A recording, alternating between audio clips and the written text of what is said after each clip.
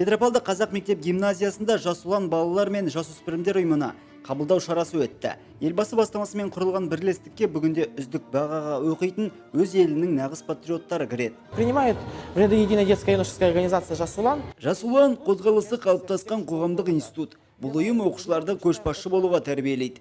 Жас ұландықтардың қатарына қосылу үшін оқуда озат болу шарт. Тек үздік танылғандарға арнайы белгі беріледі. Биыл жас ұландықтар қатарына 60-тан астам қыз және ұл бала қабылданды. Оқушылар ұйымға қабылдануды зор мәртебе деп санайды. Мен осы жас ұлан қатарына өте қатты кіргім келді. Өйткені осы жерде тек қана үздік балалар, жақсы оқитын, жас ұлан қатарына кірген кезде өз оқуымды жақсарта бастаймын, үш тілді үйрене бастаймын. Жас ұлан өскелең ұрпақты жоғары рухани адамгершілік құндылықтар, гуманистік демократиялық ұстанымдарға негізделген қазақстандық патриотизм рухына қалыптасқан ұйым.